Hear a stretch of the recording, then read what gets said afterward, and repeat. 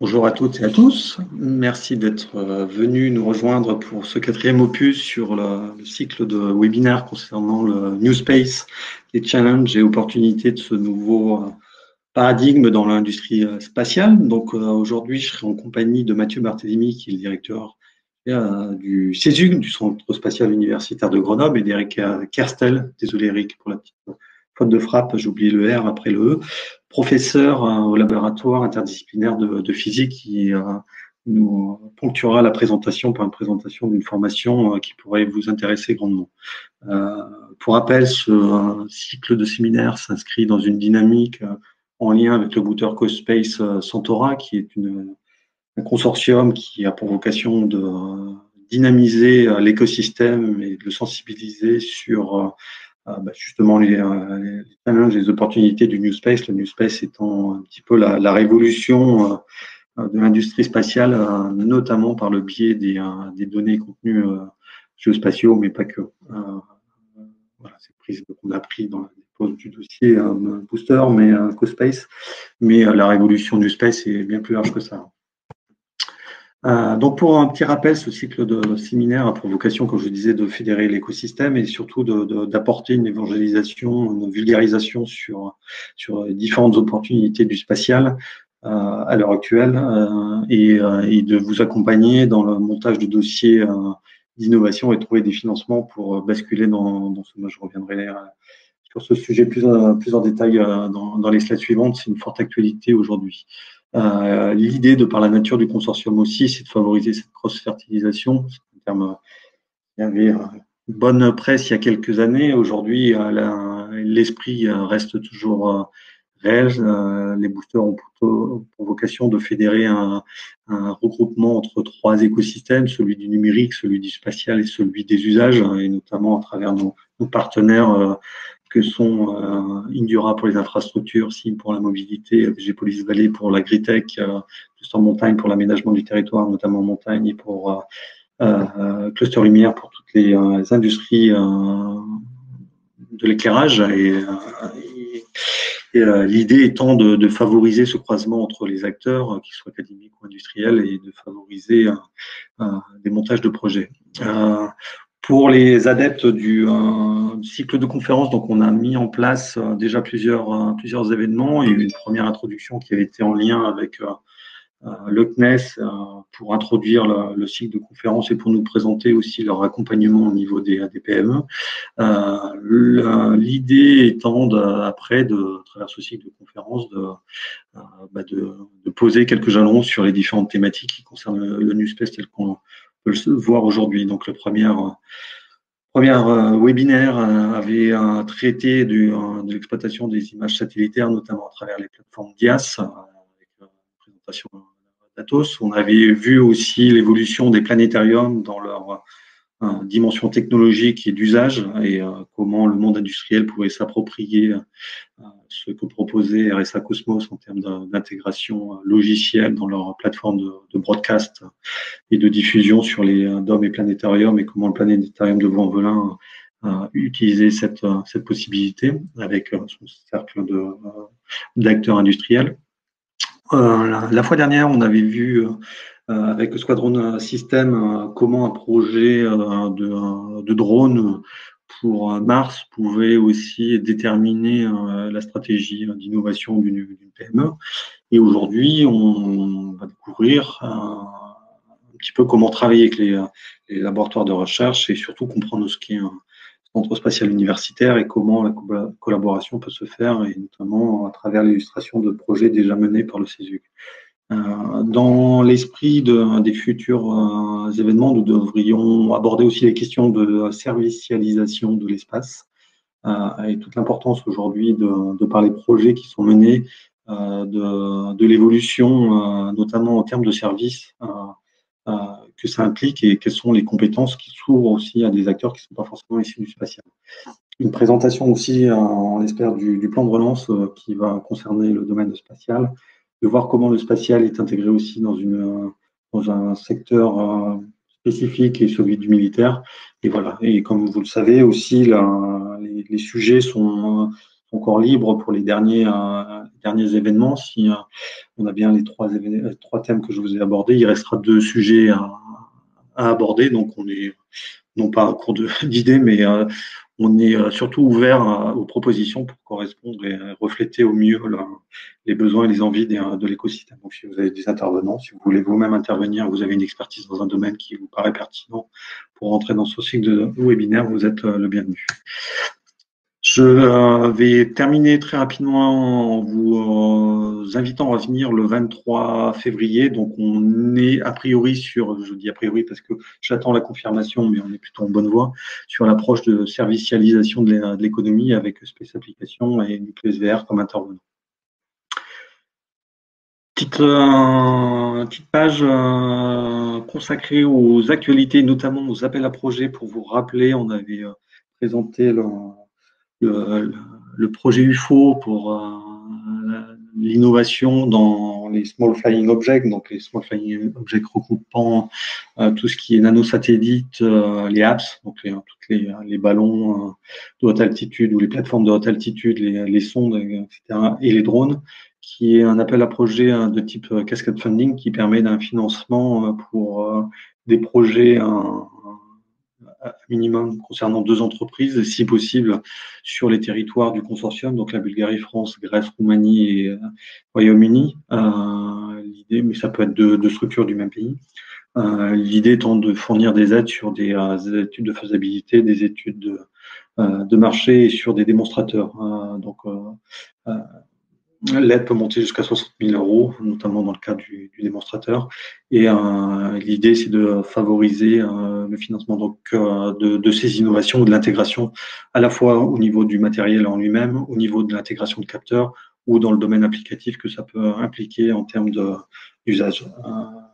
Le premier appel donc est ouvert jusqu'au 18 février. On est là pour vous aider. Donc, si vous aviez un projet où vous voulez être identifié comme prestataire ou si vous êtes porteur d'un projet qui pourrait rentrer dans ce cadre-là, dépêchez-vous de revenir vers nous pour qu'on vous identifie, qu'on vous accompagne.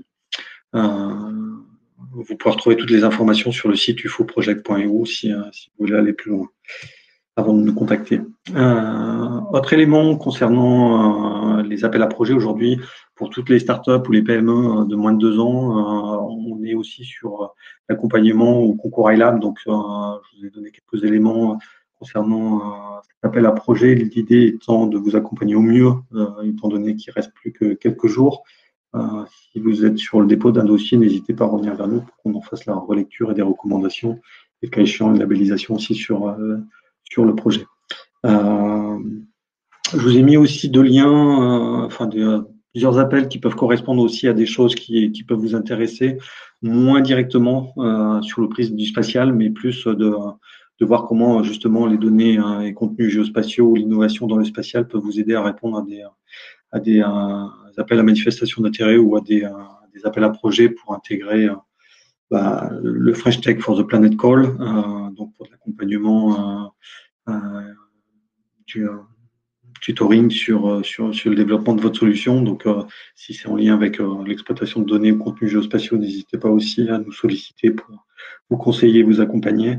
Il y a le Green Tech Innovation qui est aussi un appel à manifestation d'intérêt pour obtenir un label et Green Tech. Et enfin, le dernier qui est Grateful Nest Israël 2021, si vous êtes aussi en vue de développer votre activité sur Israël. En ce qui concerne le domaine plus académique, vous partagez les appels à projets aussi ouverts actuellement. Donc, là, je m'adresse à Eric et Mathieu. Typiquement, c'est un genre d'appel à projet qui vous concerne au plus haut point. Le MRSEI, qui est un appel à projet qui permet de financer jusqu'à hauteur de 30 000 € sur une période de 24 mois pour effectuer un montage de réseaux scientifiques européens et internationaux. Ça signifie de financer les réunions préparatoires en vue de répondre à un appel à projet qui s'inscrit dans Horizon Europe. Pour rappel, Horizon Europe, dont le site français vient d'être publié, vous permet de découvrir un petit peu ce qui va vous attendre dans le cadre de la programmation européenne sur les appels à projets d'innovation, notamment en ce qui nous concerne sur le Pilar 2, donc le deuxième pilier, qui concerne le Global Challenge European Industrial Competitiveness et sur le cluster, donc sur la branche Digital Industry and Space. Donc là, on reviendra certainement aussi sur des présentations plus précises concernant les différents appels à projets pertinents dans le cadre de cette série de webinaires. Deuxième appel à projet concernant les académiques, les chaires industrielles.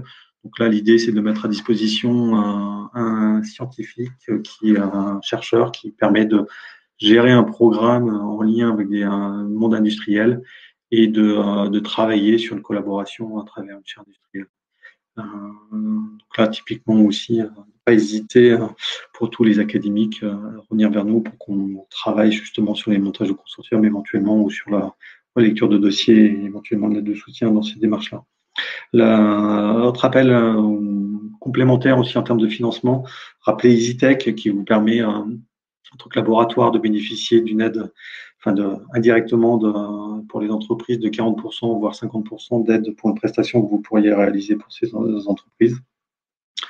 A priori, la NR-Labcom devrait bientôt être éditée de nouveau. Pour rappel, Labcom, c'est un laboratoire commun, donc une collaboration établie entre une entreprise et un laboratoire de recherche, avec un financement en deux phases. Une première qui permet de finaliser la feuille de route stratégique, à la fois en termes d'axes de recherche pour le laboratoire et avec une implémentation directe et on va dire opérationnelle pour l'entreprise dans sa feuille de route stratégique de développement commercial produit, donc avec un modèle économique à la clé.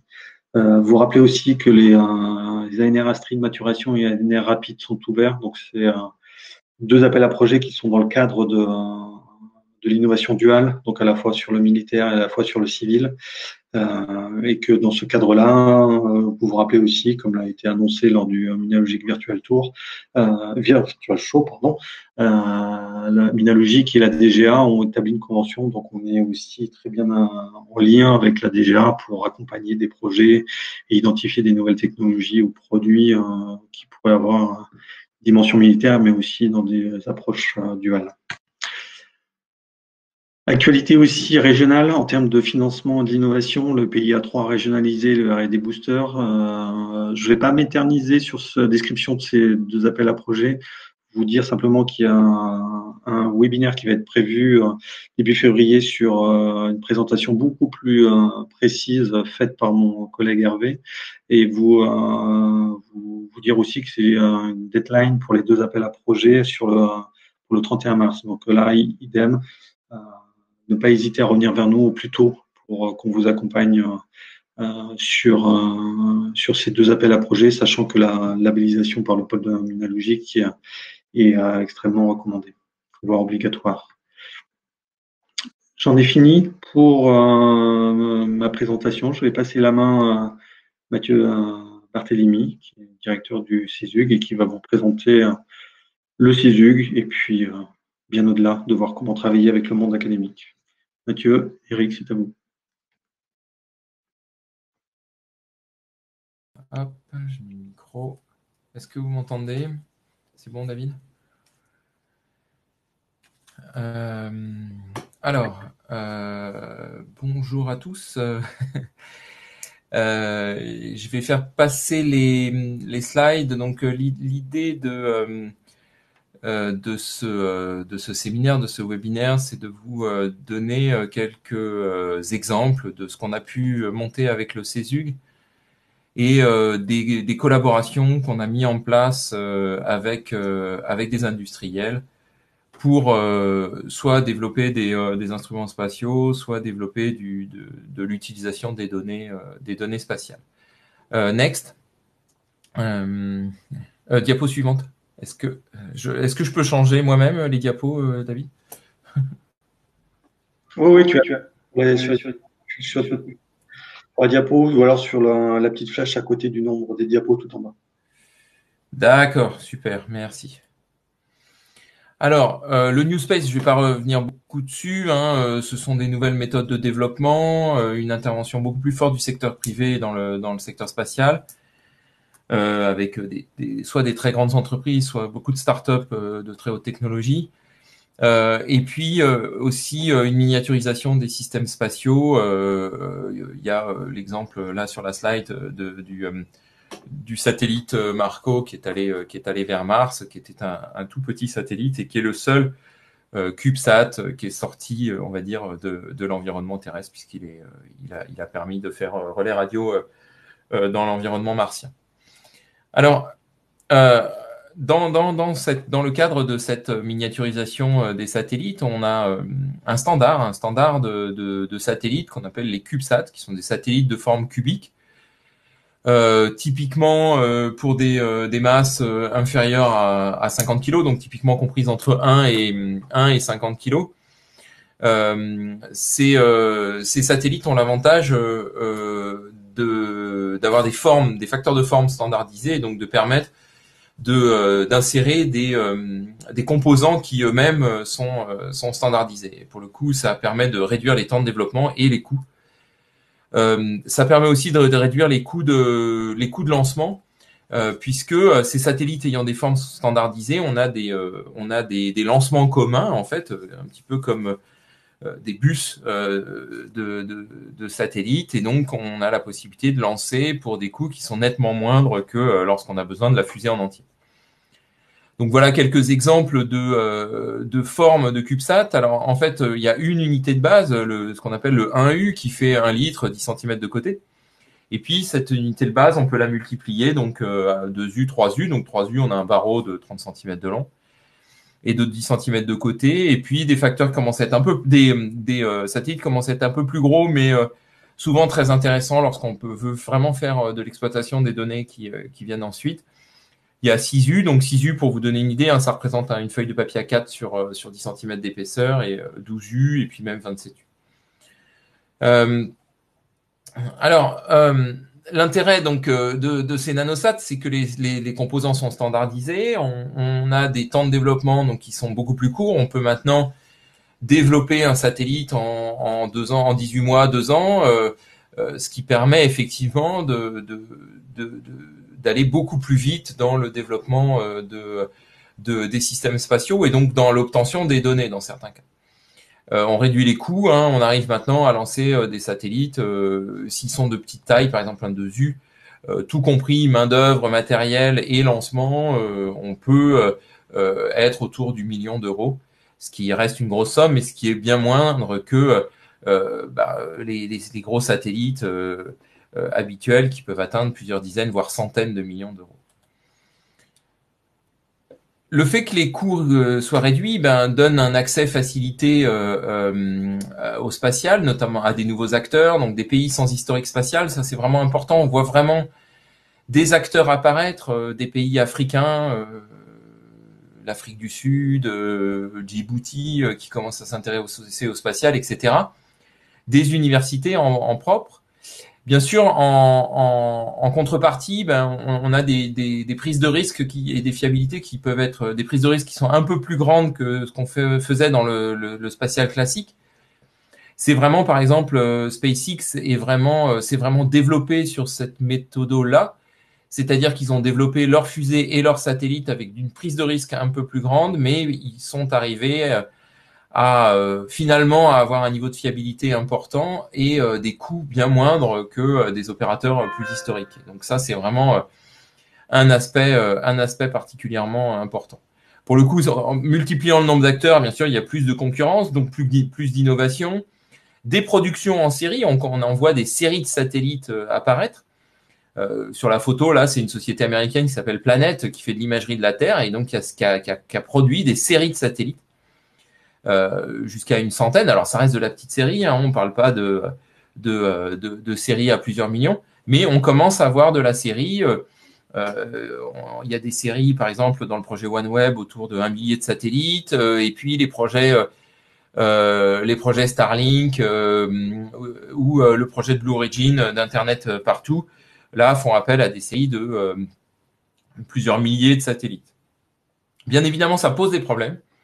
Ça pose des problèmes parce qu'on multiplie le nombre de satellites, et donc ça pose des problèmes d'environnement spatial, de débris, etc. Pour l'anecdote, j'ai reçu ce matin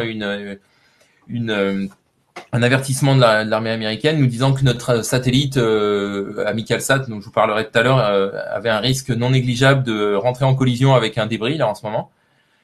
collision qui, si elle se produit, risque de se produire le 28 février. Et donc, effectivement, on voit vraiment apparaître des risques de collision qui sont réels et qui deviennent importants. Alors, combien de satellites vont être lancés dans les années à venir? Ce qui est très intéressant, c'est que au départ, on voyait le nombre de satellites croître de 2000 à 2014. La croissance était vraiment très forte. Et puis, elle devient moins régulière. On voit que entre 2014 et 2016, ça a diminué. Il y a eu à nouveau un très gros pic en 2017, et puis ça rediminue un petit peu. Donc les projections sont pas évidentes. Il y a des freins. Donc il y a cette problématique des débris, il y a les problématiques d'encombrement des fréquences, il y a des problématiques d'accès au lancement. Et donc il est assez difficile de faire des projections sur la quantité de satellites qui vont voler dans les années à venir. Mais on peut raisonnablement prédire plusieurs centaines de satellites par an. Alors, sachant que ces satellites sont des satellites bien moins chers, pour donner une idée des budgets, au moins cher, on peut descendre à 500 kg pour un satellite de 1U, jusqu'à 3-5 millions d'euros pour un satellite 12U. Et puis, ça croît pas tout à fait linéairement avec la taille, mais on arrive à vraiment faire baisser les coûts. Sachant que quand on commence à produire en série, bien sûr, on baisse les coûts très très fortement de ces satellites. Quand on voit les acteurs, on va dire, dans le monde de ces satellites, on trouve bien sûr les pays avec des historiques spatiaux, les États-Unis qui ont pris une avance considérable dans le développement des petits satellites avec une vision très pragmatique, disant si on peut faire pour moins cher avec un petit satellite, on fait comme ça. Donc, ils ont lancé plus de 1000 CubeSats. L'Europe s'y est mise, mais de manière dispersée. Et donc, on a effectivement quelques satellites qui ont été lancés. C'est encore un petit peu compliqué, notamment dans les pays européens qui ont des gros historiques spatiales, comme la France. Et puis, d'autres acteurs, la Chine, la Russie, le Japon qui s'est bien mis. Et puis, des acteurs qu'on connaît moins dans ce secteur-là. On voit que le Brésil, l'Argentine ont lancé des satellites, que l'Afrique du Sud, qu'on citait, a lancé des satellites. L'Australie, qui vient de monter son agence spatiale, a aussi lancé des satellites, des CubeSats.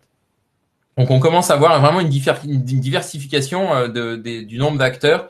Et effectivement, ça augmente de mois en mois. On va pas dire de jour en jour, mais de mois en mois. Alors, là-dedans, en France, les universités sont fortement intervenues et ont monté ce qu'on a appelé des centres spatiaux universitaires. L'idée était, alors, en un sens pédagogique, c'était de faire participer les étudiants à des projets de satellites avec des visées pédagogiques du type apprentissage par projet, apprentissage par l'action. Et puis au-delà de ça, on va dire des centres spatiaux universitaires qui se sont développés vers l'industrie, souvent vers les industries locales, pour pousser des projets, pousser l'innovation, pousser des projets de nanosatellites. Alors on voit que le Sud est très représenté. On va dire que les 3 centres spatiaux historiques dans le Sud sont celui de Montpellier, celui de Grenoble et celui de Toulouse. Plus récemment, Nice et Bordeaux sont apparus. Marseille développe aussi un projet. C'est plus un projet simple qu'un centre spatial. À Paris, il y a pas mal d'activités aussi. Et puis, il y a quelques projets de nanosat en Bretagne et dans le Nord. Enfin, en région Grand Nord. Dans ces centres spatiaux, effectivement, les 3 du Sud sont très structurés et ont lancé seulement le centre spatial de l'X, celui de Montpellier, celui de Toulouse et celui de Grenoble. Donc, ce sont ces centres spatiaux qui ont réussi un lancement de nanosatellites à l'heure actuelle. Alors, il y en a un, ça date d'hier, qui vient de lancer à Paris. Il y a un satellite qui a été lancé par l'université de Versailles-Saint-Quentin. C'est tout récent. Dans ce paysage, en fait, si on regarde l'environnement local de ces centres spatiaux universitaires, on se rend compte que Grenoble a une spécificité avec une assez forte activité spatiale. C'était pas forcément connu au moment où on a commencé à faire ce montage, mais une forte activité spatiale centrée sur l'instrumentation, centrée sur les données et les usages. Donc, en fait, on trouve pas à Grenoble les grands systémiers spatiaux, comme Airbus Defence and Space ou Thales Alenia Space, mais on trouve de nombreuses entreprises de très haute technologie qui font des composants, des instruments, etc. Et donc, on a positionné le centre spatial universitaire sur ce segment-là, c'est-à-dire sur ce segment instrumentation, data, usage. Il faut savoir que le chemin entre la donnée et l'usage est parfois très long et que il faut pas le négliger. Alors, c'est ce qui fait vraiment la spécificité du CESUG. L'idée étant de créer des instruments, de créer des logiciels de traitement très très particuliers, très spécifiques, miniaturisés, pour pouvoir, avec ces nanosats, mais au-delà des nanosats, avec les satellites en général, augmenter la valeur ajoutée de ce qu'on peut obtenir en lançant des satellites. Et donc, l'idée, c'est de faire des instruments très innovants, si possible miniaturisés, ou de faire des systèmes de traitement de données très innovants, voire les deux. Bon, vous connaissez bien tous Grenoble, mais quelques rappels. En fait, on s'appuie sur l'université Grenoble-Alpes, qui est la fusion de l'ancienne université Grenoble-Alpes et de Grenoble INP. Ça représente un peu plus d'une centaine de laboratoires, plus de 50 000 étudiants, et donc un environnement, on va dire, académique extrêmement innovant et extrêmement actif, puisqu'on est même passé récemment dans le top 100 de Shanghai, puisqu'on était la seule université de province en France à être dans le top 100 de Shanghai.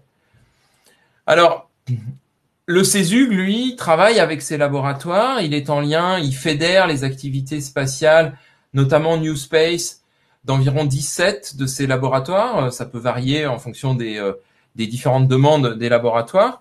Et l'idée, c'est de créer du lien entre laboratoires, créer du lien entre les laboratoires et les industriels, de manière à monter des projets. Et je vais essayer de vous donner quelques exemples de projets qui ont été montés pour vous expliquer comment on fonctionne. Alors, tout ça se fait dans un environnement, comme je le disais, qui est assez large. On avait compté, c'était en 2017, ça date un peu maintenant, mais sur la région Auvergne-Rhône-Alpes, un secteur spatial, là encore, ou des entreprises liées au secteur spatial d'une manière ou d'une autre, qui pouvaient représenter jusqu'à 6 000 emplois, notamment, alors en général, des entreprises qui ne font pas que du spatial, des entreprises qui font, par exemple, de l'aéro et du spatial, ou de la défense et du spatial, etc. Et donc, on a comme ça un secteur spatial assez fortement centré sur Grenoble, mais quand même distribué sur l'ensemble de la région, qui intervient dans le secteur spatial. Alors, l'idée du CESUG, c'est de structurer du point de vue académique ce qu'on peut faire dans le secteur spatial, notamment dans le New Space, et de faire en 2030 de la région grenobloise et puis de la région Auvergne-Rhône-Alpes en général un acteur majeur d'instrumentation innovante, de missions innovantes, de data processing innovant, de manière à potentialiser, on va dire, ce qu'on peut faire avec les satellites, notamment les petits satellites. Alors, on s'appuie pour ça sur bien sûr nos laboratoires, donc les laboratoires de l'Université Grenoble-Alpes et de Grenoble INP, donc côté recherche. On fait de la formation, c'est-à-dire qu'il y a certains de nos projets qui sont des projets sur lesquels on implique des étudiants, soit en projet, soit en stage. Et l'idée, c'est aussi d'amener des étudiants vers un secteur scientifique, d'ingénierie assez fascinant pour eux, qui peut les amener, on va dire, vers le secteur de l'ingénierie en général, mais aussi de les amener sur un secteur qui est très normé, de les former sur un secteur qui est très normé, de manière à pouvoir les transférer vers l'industrie ensuite. On travaille actuellement sur 8 projets de nanosatellites ou d'instruments. Donc il y en a un qui vole actuellement, qui s'appelle AmicalSat. Il y en a un autre qui va bientôt voler, c'est SingSat. Et puis les autres sont en développement. Il y en a 8 autres qui sont en discussion actuellement. En termes de domaine d'application, on s'est pas donné de limite. La limite quelque part, c'est la technologie qu'on veut développer. Et donc, on a des domaines d'application particulièrement larges qui vont de l'observation de la Terre à la météo de l'espace, communication optique, y compris des communications quantiques type Quantum Key Distribution, des communications IoT, notamment LoRa. Le projet SingSat est un projet de communication LoRa. On travaille beaucoup avec l'Institut MIAI pour faire de l'intelligence artificielle, notamment sur un projet qui s'appelait IASat sur la slide, mais qui s'appelle maintenant CleverSat. On a aussi un projet d'exobiologie, donc vous voyez que c'est extrêmement large. L'idée, c'est vraiment de se dire, on développe une technologie entre un industriel et un laboratoire, on la teste dans l'espace, on développe la mission spatiale qui va autour. Et la compétence du CESUG, c'est vraiment d'encapsuler tout ça pour que la mission spatiale puisse être efficace et vraiment utile à la fois pour le laboratoire de recherche et les industriels, voire pour les étudiants. Alors sur ces projets, je vais pas donner de détails. On a voilà une liste de ces projets. On a quand même des projets qui sont presque tous sur des sujets qui sont à la pointe. Et l'idée, c'est vraiment de montrer que on est à la pointe au niveau technologique, au niveau du domaine d'application. Par exemple, la collaboration Nanocarb, qui a été financée par un H2020, donc je vais reparler un petit peu, est un instrument, enfin un concept d'instrument pour faire du monitoring des gaz à effet de serre, notamment méthane et dioxyde de carbone. Et donc, on est vraiment sur des sujets qui sont très, très à la pointe et très en vogue actuellement. Et on essaye comme ça de maintenir, d'aider à la fois les industriels et les laboratoires à développer ces technologies et à les embarquer. Alors, je vais prendre quelques exemples. Donc, il y a un projet qui s'appelle WFAI, qui est un projet qui est en collaboration avec la société Pixalis et qui se fait dans le cadre d'un contrat ESA. En fait, c'est une préétude pour une mission qui s'appelle D3S, donc dans le domaine de la météo de l'espace. Et on développe un spectro-imageur à très très grand champ, à la fois UV et visible proche infrarouge. Donc les détecteurs sont faits par Pixalis, ce sont les HDPix de Pixalis, et ce qui fait la spécificité de cet instrument, c'est bien sûr d'être un spectro-imageur, mais avoir ce champ immense de 60 degrés par 60 degrés, ce qui permet l'objectif, c'est de faire de la spectro-imagerie des aurores boréales pour faire de la météo de l'espace, et ça permet d'avoir la quasi-totalité de la zone où il se produisent les aurores boréales à chaque image prise, ou à chaque spectro-image, avec une résolution au sol entre 10 et 20 km. Donc voilà un petit peu le type d'instrument qu'on développe. Et ça, c'est voilà, on s'est mis d'accord avec la société Pixalis. On travaille aussi avec le LAM à Marseille. Et on développe dans le cadre, on a répondu ensemble à un appel d'offres ESA pour développer cet instrument. Ça va donner lieu à d'autres réponses à des appels d'offres pour la partie UV, puis peut-être pour l'instrument final. Au bout de ça, il y a une constellation de 7 satellites, et donc il y aura 7 instruments à construire.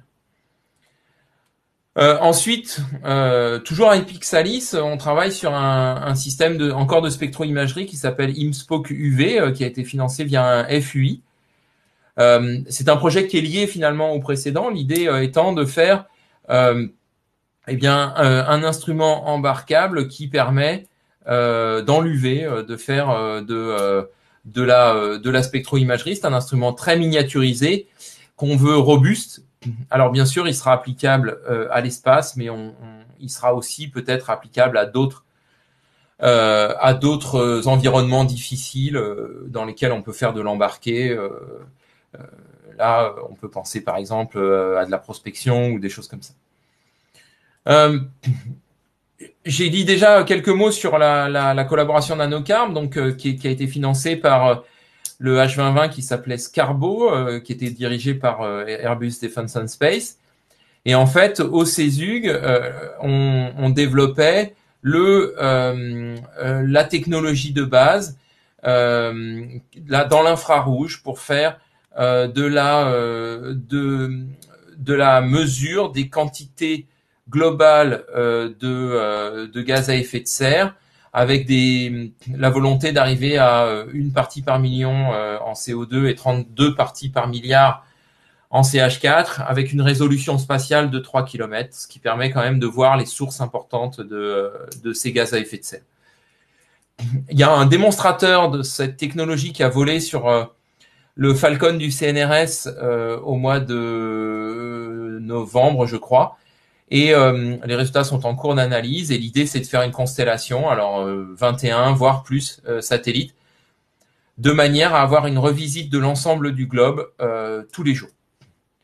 Ce qui permet quand même d'avoir un suivi de ces émissions de gaz à effet de serre et de pouvoir les quantifier de manière assez précise.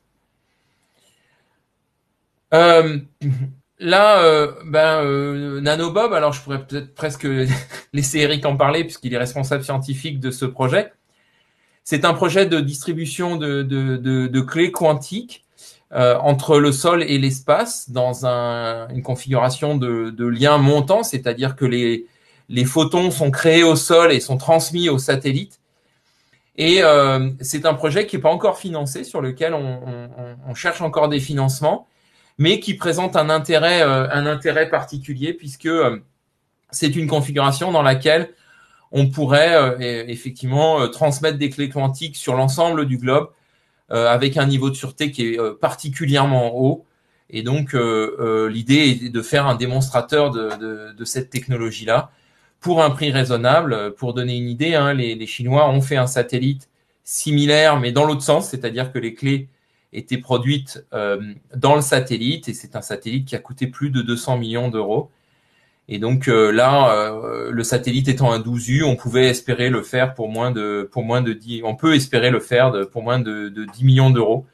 Et donc on espère qu'on trouvera avec des partenaires industriels des financements sur cette mission. Je vais vous dire 2 mots de la collaboration SingSat qui est un projet d'internet des objets pour des objets isolés. L'idée étant de pouvoir communiquer des télémétries d'objets isolés. Donc on peut penser par exemple à un capteur de niveau d'eau qui est sur un fleuve qui est difficile d'accès. Imaginons le fleuve Amazon par exemple. Et donc l'idée étant que plutôt que d'aller relever le capteur, que le capteur puisse de lui-même émettre vers un satellite qui passe régulièrement au-dessus sa hauteur d'eau. Donc c'est de l'IoT puisque ce sont des bas débits. On utilise le protocole LoRa pour faire ça. Et l'idée, c'est qu'ensuite les données puissent être redescendues sur un système central. On pourrait même éventuellement faire un petit peu comme du rescue, des sauvetages avec des systèmes comme ça. En tout cas, ça va être testé avec SingSat. Et le projet SingSat sera lancé sur un satellite partagé. Donc un satellite partagé, c'est un satellite sur lequel on achète une petite place et ça permet d'avoir un accès à l'espace pour un coût bien moindre, puisque la place dans le satellite est à moins de 100 kg. Alors, ensuite, un mot sur l'intelligence artificielle en observation de la Terre, c'est quelque chose qui se développe beaucoup. Là, on s'est focalisé sur l'idée de faire de la. Alors, je vais pousser un peu le rideau pour qu'il y ait pas trop de soleil. On s'est focalisé sur la problématique de la déforestation. Et donc l'idée est de lancer un imageur sur un satellite, un petit satellite, et de faire à bord les traitements pour être capable de détecter automatiquement si une zone a subi de la déforestation ou non. Et donc on fera le traitement à bord sur un processeur. Donc l'imageur et le processeur seront des composants de Teledyne 2V. On est en collaboration avec eux sur ce projet. Et donc, on travaille à essayer à la fois de développer l'instrument et l'intelligence artificielle qui va à bord pour ce cas d'usage. On va avoir d'autres cas d'usage qui vont être des cas d'usage du haut. Et donc, on est en train de discuter des détections d'objets avec les militaires. Alors, pour résumer tout ça, pour vous donner une idée, en fait, il y a différentes façons de collaborer avec le CESUG. On peut monter un projet ensemble, donc ça veut dire que on peut le faire soit en montant une chaire de recherche mécénat. On a d'ailleurs un certain nombre d'industriels qui nous soutiennent de manière générale sous forme de mécénat, notamment avec du mécénat de compétences, en nous déléguant des ingénieurs qui viennent former nos étudiants. C'est souvent très très riche, à la fois pour les ingénieurs et pour les étudiants. Avec Teledyne 2V sur le projet Cleversat, eh bien, on a monté une chaire de recherche, c'est-à-dire qu'on a monté quelque chose de mécéné, mais qui est une chaire de recherche commune sur laquelle on développe ce système d'intelligence artificielle. On peut aussi travailler en achat de prestations ou en contrat de recherche direct, c'est-à-dire que une entreprise peut venir nous voir pour nous proposer des études, des prestations, du soft de traitement des données spatiales, etc. Et à ce moment-là, avec un laboratoire du site, on essaiera de trouver les bons acteurs dans l'université qui pourront répondre à votre demande. Donc, dans le secteur spatial, n'hésitez pas à venir nous solliciter si vous avez des demandes, et puis on verra avec vous si ça passe plutôt en mécénat en fonction de vos besoins, plutôt en achat de prestations ou en contrat de recherche. On peut aussi répondre ensemble à des appels à financement, monter une collaboration ensemble pour répondre à des appels à financement, que ce soit alors les FUI, bon, ça s'éteint, mais des PIA 3 régionaux, des Horizon Europe, travailler avec vous sur des réponses à la BPI ou des réponses du plan de relance pour parler de l'actualité en ce moment. Et puis, et je laisserai Eric dire deux mots là-dessus à la fin. On peut travailler avec vous sur une formation continue qu'on va monter et qui va démarrer. La première session de cette formation continue va démarrer en mars, le 18 mars pour être exact. Et donc, l'idée étant de former des techniciens supérieurs ou des ingénieurs à l'instrumentation spatiale et aux données. Et donc, il y a possibilité de venir que des salariés de chez vous viennent suivre cette formation continue. Voilà, donc l'idée, c'est c'est de venir partir dans l'espace avec nous. Et donc voilà, le message que je veux vous passer, c'est de dire que si vous avez une idée de mission, une idée d'instrument, une idée de validation dans l'espace, une idée de data processing, n'hésitez pas à nous contacter. On peut vous aider à trouver les bons interlocuteurs, à répondre à des appels d'offres avec vous, et puis développer ça avec les laboratoires de manière à ce que ça puisse être un avantage pour vous, pour nous, et puis pour la région dans son ensemble.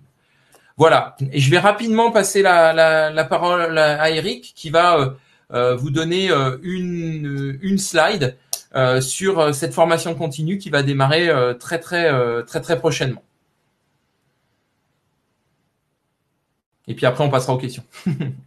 Je reprends juste la main, si tu veux bien, le temps que Eric se connecte et que Nathalie charge la page de la présentation de la formation, pour dire aussi que le webinaire est en audio et que si vous voulez poser vos questions, vous avez le chat pour poser des questions à Mathieu, ou du moins en tout cas le temps d'y réfléchir pendant que Eric vous fait une présentation de la formation.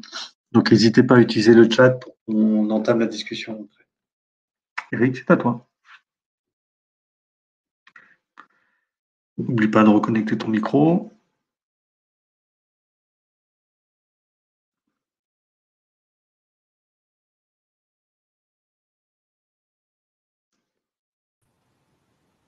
Eric, tu nous entends? Bon, il semble qu'Eric pas. À ce moment-là, je peux dire 2 mots sur la formation le temps qu'Eric se connecte, s'il ne se connecte pas. Je vois qu'Eric se reconnecte pas. Bon, c'est pas grave. Je vais dire 2 mots rapidement et puis Eric vous répondra à vos questions ou vous proposera des réponses. N'hésitez pas à le contacter si vous avez des questions. Cette formation continue, donc a comme objectif de faire connaître les. Ah voilà, ça y est, Eric se connecte. Ok.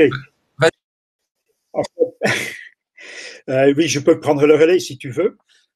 En fait, donc, le problème est que la commande apparaissait dessous ton écran, et donc je pensais qu'ils appartenaient à toi. Donc, j'ai pas osé cliquer dessus. Bon, donc l'objectif est de donner par cette formation continue une culture technique et sociétale du monde spatial, et ainsi qu'une pratique d'instrumentation spatiale des salariés ou des personnes en reprise d'études, avec finalement peut-être un but d'exercer des fonctions en tant qu'assistant ingénieur ou cadre moyen. Donc, on veut en général accroître les compétences en ingénierie spatiale, et cela à travers 3 modules, dont le premier commence le 18 mars et il s'occupera de techniques spatiales comme on parlera de l'environnement spatial, d'orbitographie, ingénierie spatiale en général, et notamment donc le référentiel normatif du CNES, de tests et assemblage d'équipements, des outils d'ingénierie concurrente, la mécanique, la thermique, évidemment aussi très, très important dans un environnement spatial. Un petit peu d'électronique, on parlera de capteurs qui seront nécessaires pour faire l'observation de la Terre. Et ensuite, on passera le 27 mai à un deuxième cours sur les enjeux économiques, législatifs, sociétals, scientifiques de New Space, notamment. Donc, dans cette formation, c'est aussi David qui va parler du marché du spatial. On parlera donc de la législation. On parlera des applications dans le domaine de l'observation de la Terre, la communication, la météo de l'espace et quelques autres utilisations, notamment donc des données qui sont obtenues par des petits satellites. Ces 2 cours seront en principe en présentiel, espérons, et ils seront évalués sur dossier. Et vous ferez donc, si vous participerez, vous ferez une présentation orale d'un projet que vous avez préparé avec notre aide et le soutien des enseignants. Et vous allez le présenter et vous allez aussi participer à une revue d'un projet spatial. Un projet spatial est normalement coupé en plusieurs étapes, et chaque étape se termine avec une revue devant des experts du domaine spatial. Ensuite, le 3e module aura lieu à la fin de l'année, en octobre, novembre probablement. Et pendant cette module, pendant cette période, vous travaillerez vraiment au sein du CESUC sur un projet spatial encadré donc par des enseignants et des ingénieurs du centre spatial. Je pense que j'ai un petit peu tout dit. Bon, on vise un public de professionnels dans le domaine qui voudront travailler dans le domaine de l'ingénierie spatiale ou aéronautique, ou dans la photonique, l'électronique, mécanique, météorologie, météorologie, l'observation de la Terre et d'autres domaines d'industrie qui sont donc très exigeants comme l'instrumentation médicale ou le nucléaire. Là, je pense, fait un bon sommaire. Bon, il faut peut-être dire aussi qu'on vise un public, donc un bac plus 2, ou une expérience équivalente professionnelle. Et on va sélectionner les candidats sur le dossier. Et, vous pourrez donc trouver toute l'information sur le site de formation de l'Université de Grenoble, avec des liens disponibles sur le site du CESUC. Et sinon, vous pouvez toujours m'envoyer un email. Mon adresse apparaît ici sur le slide. Il y a aussi un lien vers le site qui parlera donc de cette formation. Bon, merci beaucoup pour m'avoir fait présenter cette formation qui sera enseignée par une quinzaine d'intervenants qui viennent de l'Université de Grenoble, mais aussi d'ailleurs, de Toulouse par exemple, du CNES. Il y a des enseignants donc de minalogique et d'autres industries grenobloises comme Air Liquide, Teledyne. Très bien, merci beaucoup Eric. Du coup, vu que le temps défile, on va poser des petites questions. Est-ce que le CESUG a des activités liées au vol habité? Donc, je ne sais pas si Mathieu s'est reconnecté pour répondre aussi avec Eric. Si tu peux répondre, Eric, n'hésite pas à prendre la main tant que Mathieu se...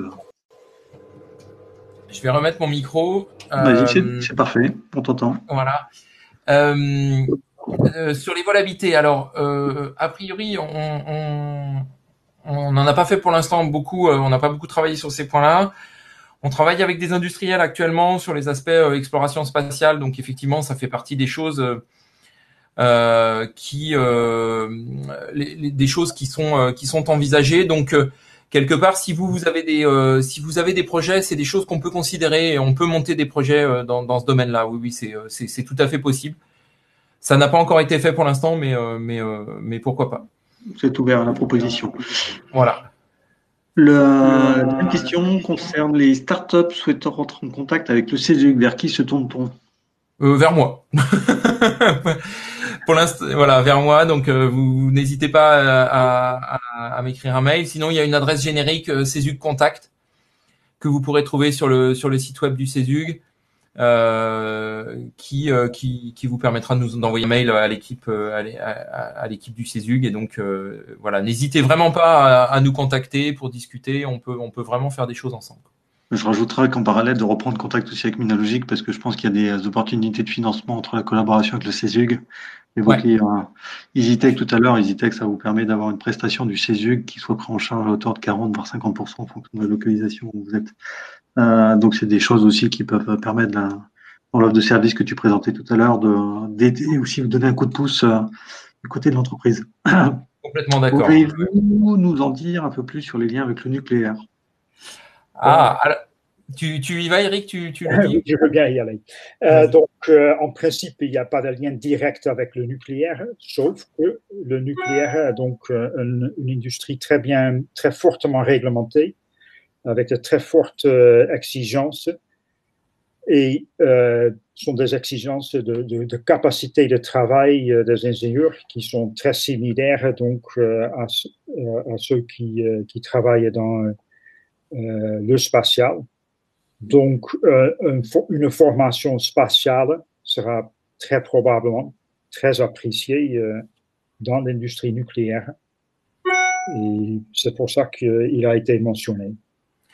Oui, pour donner un exemple, pour ajouter ce que dit Eric, c'est que on a des alumni du CESUG qui sont partis dans le secteur nucléaire et qui effectivement ont eu des très bons retours du fait de la formation qu'ils avaient eue au CESUG. En fait, voilà. Donc effectivement, l'idée c'est que tous les secteurs à contraintes normatives très fortes peuvent être intéressés. J'ai vu qu'il y avait mon adresse mail qui était notée, je la mets dans le chat, voilà, comme ça vous pourrez la voir. Bah, ça y est, Nathalie s'en est occupée. Ah bah Nathalie s'en est occupée, elle a été plus rapide que moi. Merci Nathalie. Ok, je crois qu'on a abordé toutes les questions. Est-ce que vous avez encore d'autres questions par rapport à la collaboration avec un académique? Je crois qu'on arrive à 14h30. Donc on est pile à l'heure. Dans le timing, à l'heure. Comme je vous l'ai dit, l'actualité en termes de financement est extrêmement riche et elle va s'intensifier aussi avec la dimension européenne. Donc n'hésitez pas à revenir vers nous pour qu'on travaille conjointement sur des montages de dossiers et éventuellement trouver des partenaires aussi au niveau européen. On a en interne Orquintin qui est responsable de l'Europe et qui anime aussi ce réseau de partenaires au niveau européen, donc il peut être un intermédiaire. On est aussi sur votre accompagnement pour des relectures ou de la labellisation dans certains cas. Donc n'hésitez pas à revenir vers nous aussi dans ces dimensions-là, et idem pour Mathieu et Eric par rapport aux appels à projets chers industriels ou MRSEI. Si on peut vous aider, ça sera avec grand plaisir. Merci aussi Mathieu et Eric pour m'avoir intégré déjà dans votre formation en tant qu'intervenant. Maintenant, grosse pression pour moi. Mais surtout, vous remercier pour votre temps et votre disponibilité et puis sur cette présentation. Et j'espère que ça donnera des envies à nos adhérents de travailler avec vous. Merci. Eh ben, merci à tous. Bonne fin de journée. Merci. Et donc, on se donne rendez-vous dans un mois et j'espère pour parler servicialisation. À très bientôt. Bonne journée. Bientôt, au revoir. Merci pour cette opportunité. À bientôt, David.